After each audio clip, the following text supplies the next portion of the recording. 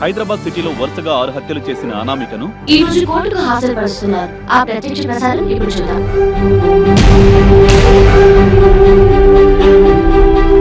నీ తరపున వాదించడానికి లాయర్ ఉన్నారా? లేరు సార్. ఈ హత్యలన్నీ నువ్వే చేశానని ఒప్పుకుంటున్నావా? అవును సార్, ఈ హత్యలన్నీ నేనే చేశానని ఒప్పుకుంటున్నాను. కనుక ఏ శిక్ష విధించినా అనుభవించడానికి సిద్ధంగా ఉన్నాను.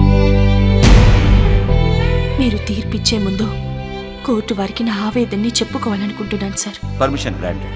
సార్, ఈ సృష్టిలో ప్రతి జీవి తల్లి గర్భం నుండి భూమి మీద పడ్డాకే వాటి ఉనికి కోసం పోరాడతాయి. కానీ ఆడపిల్ల మాత్రం తల్లి గర్భంలో ఉన్నప్పటి నుంచే తన ఉనికి కోసం పోరాడాల్సి వస్తుంది. అంటే ఆడపిల్లను తల్లి గర్భంలో ఉన్నప్పుడే చంపేసే సంస్కృతి మన దేశంలో ఇంకా కొనసాగుతుంది. అంటే నీ ఉద్దేశంలో ఆడపిల్లల్ని కనడం లేదా, పెంచడం లేదా? ఎస్ యువరానా, ఆడపిల్లల్ని కంటున్నారు, పెంచుతున్నారు. చదువు కోసం స్కూల్కి కాలేజీలకి వెళ్తే తోటి విద్యార్థులు ప్రేమ పేరుతో వేధింపులు, గురువుల లైంగిక వేధింపులు, ఉద్యోగానికి వెళ్తే సహోద్యోగుల వేధింపులు, మనస వాచ కర్మన అంటూ నమ్మి భర్తతో అత్తవారింట్లోకి అడుగు పెడితే అత్త మామ భర్త వేధింపులు. ఆడపిల్ల పుడితే ఆడవాళ్లే వేధిస్తుంటే ఆడపిల్లకి రక్షణ ఎక్కడుంది వ్రానా? ఆడపిల్ల బయటకొస్తే తిరిగి వెళ్తానో వెళ్ళను అని తనకు భయం, ఇంటికి క్షేమంగా చేరుతుందో లేదోనని ఇంట్లో వాళ్ళకి భయం, చివరికి చిన్న పిల్లల్ని సైతం బయటికి పంపాలంటే భయం వేస్తోంది సార్. ఎవరు తనని కిడ్నాప్ చేస్తారో, లైంగికంగా వేధించి చంపుతారోనని భయంతో పెంచుతున్నారు సార్. ఇలా ప్రతి చోట ఆడపిల్లలు భయంతోనే పెరుగుతున్నారు. తల్లిదండ్రులు భయపడుతూ పెంచుతున్నారు సార్. మీరు పొరబడుతున్నారు. స్త్రీ సంక్షేమం కోసం, రక్షణ కోసం ప్రభుత్వం ఎన్నో చట్టాలు, రాజ్యాంగ సవరణలు చేసింది. చట్టాలు, రాజ్యాంగ సవరణలు చేశారు. మన రాజ్యాంగంలో 14వ అధికరణ సమానత్వం గురించి, 15వ అధికరణ వివక్ష చూపించరాదని, 16వ అధికరణ సమాన అవకాశాలు ఉండాలని, 21వ ఆర్టికల్లో మన న్యాయ వ్యవస్థలో వరకట్నపు వేధింపులు, గృహహింస, టీజింగ్, అసభ్య ప్రవర్తన, ర్యాగింగ్, అన్నదమ్ములతో సమాన ఆస్తి హక్కు, ఇలా స్త్రీకి సంబంధించిన చట్ట సవరణలు ఉన్నాయి. అవి ఎంతమంది మహిళల్ని ఆదుకుంటున్నాయి యువరానా? ఇన్ని చట్టాలు, సవరణలు ఉండి ఇదే కోర్టులో ఓ ధన మదాంధుడి ప్రేమకు నా చెల్లి మోసపోతే ఈ చట్టం, న్యాయం ఆ ధనవంతుడికి తొత్తులై ఓ పోలీస్ అధికారి వ్యభిచారి కేసు కింద అరెస్ట్ చేస్తే మరో పేరు మోసిన న్యాయవాది తన మేధస్సుతో వ్యభిచారి అని ముద్ర వేస్తే ఇదే కోర్టులో నా చెల్లి ఆత్మహత్య చేసుకుంది సార్. ఆడపిల్లలు కళ్ళు తెరిచినప్పటి నుండి కళ్ళు మూసే వరకు ప్రతిరోజు అనేక అరాచకాలకు గురవుతూనే ఉన్నారు. సంవత్సరాలు మారుతున్నాయి, కానీ స్త్రీల రక్షణ కోసం చట్టాలు ఇంకా మారాలి సార్. ఎక్కడ స్త్రీ పూజింపబడుతుందో అక్కడ సర్వదేవతలు ప్రసన్నం అవుతారు అని భగవద్గీతలో ఉంది. కానీ ఇక్కడ స్త్రీ పూజింపబడడం కాదు సార్, బాధించబడుతుంది. ఆడవారిలో ఎవరో ఒకరికి అన్యాయం జరిగినంత మాత్రాన మొత్తం వ్యవస్థనే తప్పు పట్టకూడదు. నిజమే యువరానా, నేను మొత్తం వ్యవస్థని తప్పు పట్టడం లేదు. ఆడవారిలో ఎవరికో ఒకరికి న్యాయం జరుగుతుంది, కానీ ఎక్కువ మందికి అన్యాయమే జరుగుతుంది. ఇప్పటికి కూడా కాలేజీల్లో ర్యాగింగ్ ఆగట్లేదు.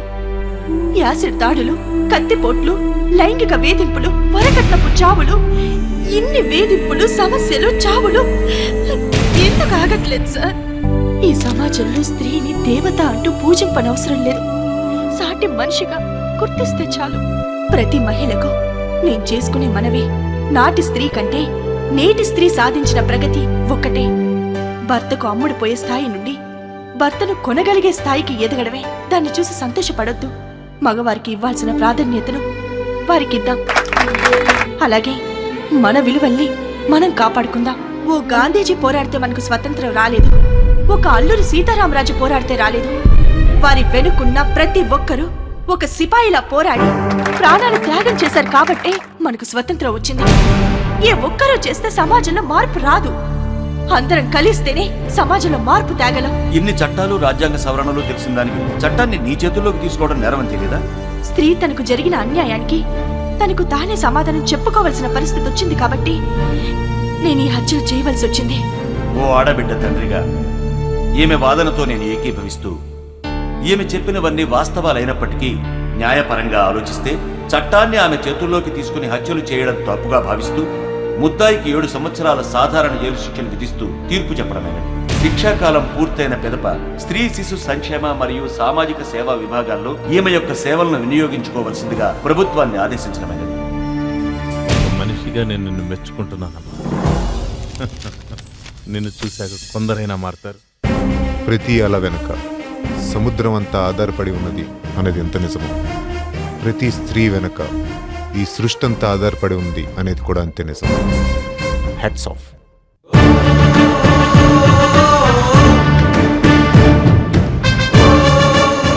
ఈ సమాజంలో ప్రతి స్త్రీ వెనక ఇంత ఆవేదన ఉందని ఈ వ్యవస్థకు తెలియజేశారు.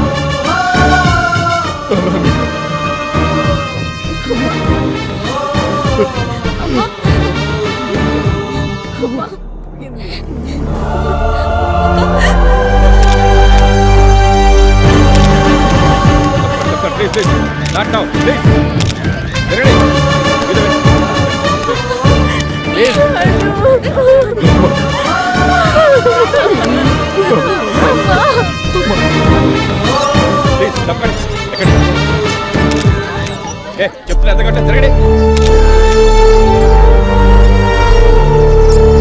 ఎలాడే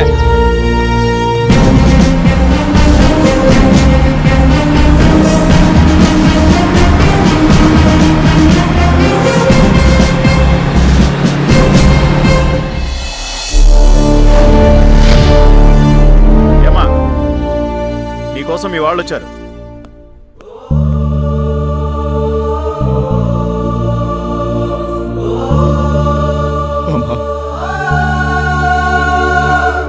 ఏంటక్కా, ఇంతకాలం అజ్ఞాతంలో ఉండి వీళ్ళందర్నీ నువ్వు చంపావా? కానీ చెయ్యని 2 మర్డర్స్ కూడా నీ మీద ఎందుకు వేసుకున్నావు? బాగా ఆలోచించి ఈ నిర్ణయం తీసుకున్నాను. ఆ రోజు ఏం జరిగిందంటే, ఎవరు వస్తున్నారా? త్వరగా వెళ్దాం కదా.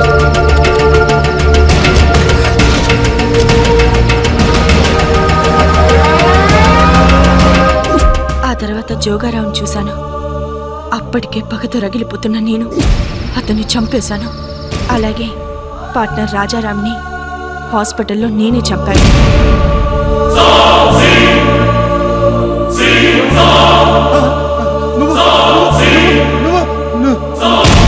తర్వాత ప్రకాష్ రావుని, సిఐని, లాయర్ని, శంకర్ని, తప్పుడు సాక్ష్యం చెప్పిన రాజేష్ని చంపాలని టార్గెట్ చేశాను. ఇంతలో ప్రకాష్ రావు చనిపోయాడు. ఎవరు చంపుంటారని ఎంక్వైరీ చేస్తే నువ్వేనని తెలిసింది. తర్వాత ఒక్కొక్కరిని చంపుకుంటూ వచ్చాం. కానీ సిబిఐ ఆఫీసర్కి నీ మీద అనుమానం వచ్చింది. అందుకే ఈ నిర్ణయం తీసుకున్నాను. నేనెలాగో సమాజం దృష్టిలో చనిపోయాను కదా. కానీ ఈ సమాజానికి నీలాంటి తెలివైన ధైర్యవంతరాలుండడం చాలా ముఖ్యం. ఎంతోమంది స్త్రీలు ఈ సమాజంలో అన్యాయంగా ఆహుతవుతున్నారు. అలాంటి వాళ్ళకి నువ్వు ఆదర్శంగా నిలవాలి. తప్పు చేసిన వాడికంటే ఆ తప్పుకి సపోర్ట్ చేసిన వాడు ఇంకా పెద్ద నేరస్తుడు. మిగిలిన ఆ రాజేష్ గారిని కూడా వదిలిపెట్టద్దు. బాగుంది మేడం. ఎక్కడైనా ఆస్తుని పంచుకుంటారు, లేదంటే బాధ్యతల్ని పంచుకుంటారు. కానీ మీరేంటండి ఇలా హత్యల్ని పంచుకుంటున్నారు? ఇది కూడా బాధ్యతే కదా రమేష్. ఇంతకీ నువ్వేంటిక్కడ? రిషా జరిగిందంతా చెప్పింది. మీ లక్ష్యాలకు, ఆదర్శాలకు తోడుగా ఉండాలనుకుంటున్నాను. All the best. Thank you. Wish you good luck. Thank you. వెళ్ళొస్తాను మేడం. వస్తాను. జాగ్రత్తమ్మా. వస్తానక్క.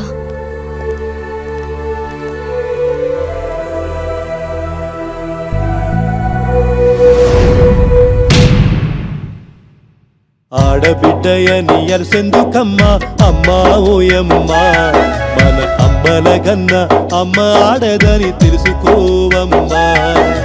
చదువుల తల్లి ఆడదే, సంపదల తల్లి ఆడదే, భూమాతమ్మ ఆడదే, ఆ గోమాతమ్మ ఆడదే. సృష్టిలోని ప్రతి జీవరాశికి జన్మనిచ్చునది ఆడదే, మనల కన్న తల్లి యొక్క ఆడదే.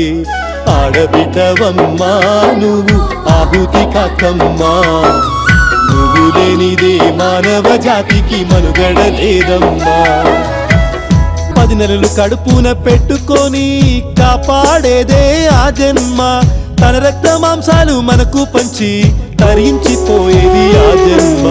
ఆ జన్మ లేకుంటే ఆ తల్లి లేకుంటే, ఆ జన్మ లేకుంటే ఆ తల్లి లేకుంటే మనిషికి మనుగడ ఉండునా, కోట్ల మనుషులు భూమిపైన ఉండునా. ఆడబిడ్డవమ్మా నువ్వు ఆహుతి కాకమ్మా, నువ్వు లేనిదే మానవ జాతికి మనుగడ లేదమ్మా.